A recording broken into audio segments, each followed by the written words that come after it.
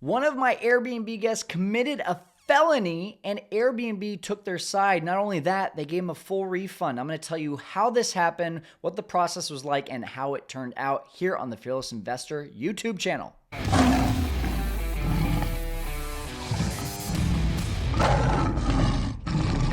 Hey, welcome in. If you're watching for the first time on this channel, guess what? I am actually in favor of Airbnb. So no, I'm not just trying to bash Airbnb. In fact, if you watch to the end here, you'll see how this actually came to a peaceful resolution.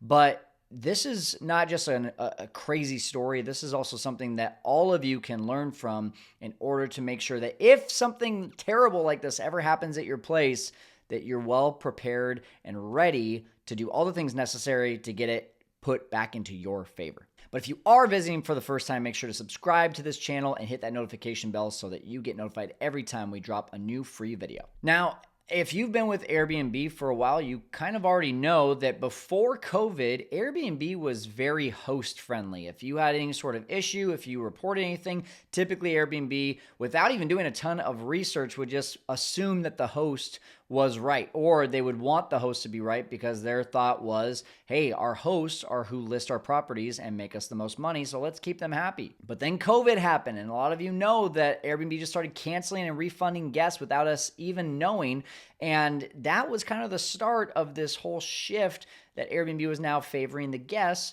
over the hosts. And of course, there's been some changes. There's been some new releases. The new winter release in 2022 seemed like it was going to start being more host-friendly, but still, there's lots of issues that seem to be going the guest's favor over the hosts, and no more worse than the one that I experienced recently here in Fresno, California.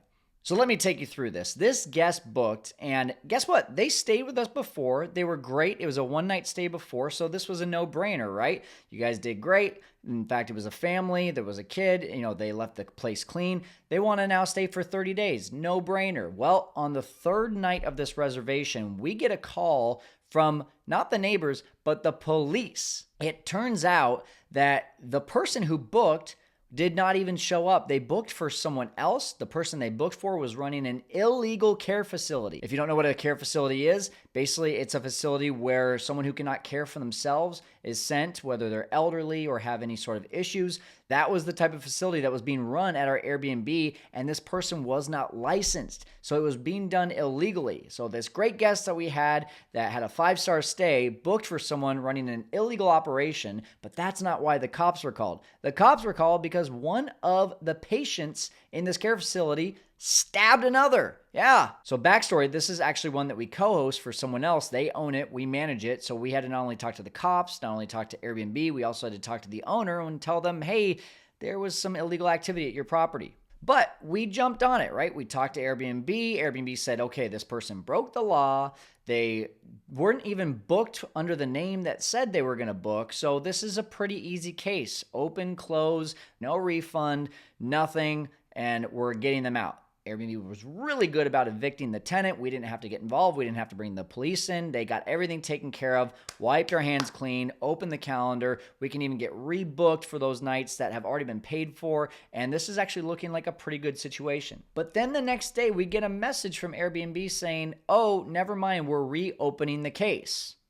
What's there to reopen? Why are you guys looking into this? The key thing that ended up happening, and this is what I want you to take away from this, a neighbor called Airbnb before we called Airbnb. It turns out that Airbnb has a policy for disruptive neighbors. And here's what it reads. When it's believed an Airbnb listing or experience is causing a community disturbance, whether that's excessive noise, disruptive gathering, or unsafe behavior, members of the local community can report it through our dedicated neighborhood support. This provides access to the neighborhood support team phone number where a party or the community disturbance that's still in progress can be reported.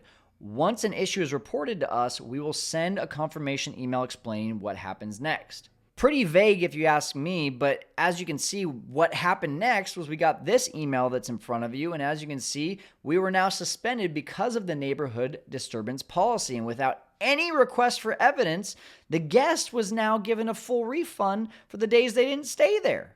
So pause for a second, because I understand that the neighborhood disturbance policy was initiated, and that would be for a reason of maybe our listing being shut down because we're disturbing the neighborhood, I can understand. I still don't quite get that because we didn't do that, and that was actually against the law. They broke the law. They booked with someone else's name. So this was all kind of a moot point to me. It wasn't a reflection of our management. But what I definitely don't understand is why would the guests now get a full refund for the days that they didn't stay there? This doesn't change anything from a guest standpoint. This only changes the neighborhood disturbance policy.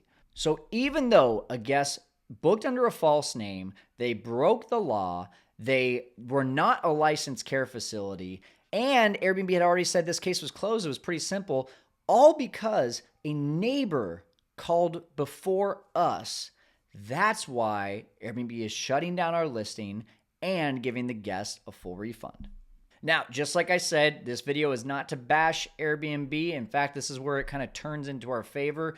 But we have a market manager. If you aren't familiar with what a market manager is, the market managers are built to help some of the bigger hosts in the area. So this is why I also say collaborate with bigger hosts in your area because they likely have a market manager that could help you with a situation like this. So we talked to the market manager. They said, this doesn't make sense. We're going to get it taken care of. Day goes by, nothing. A week goes by, nothing. Then we get a call from her and she says, hey, unfortunately, this is a policy that I just can't do anything about. Just wow, right? Like there's policies, but then there's just common sense. And this rep, very nice, said, I completely agree with you. It's something that I want to run up the flagpole because this policy in this situation does not make sense.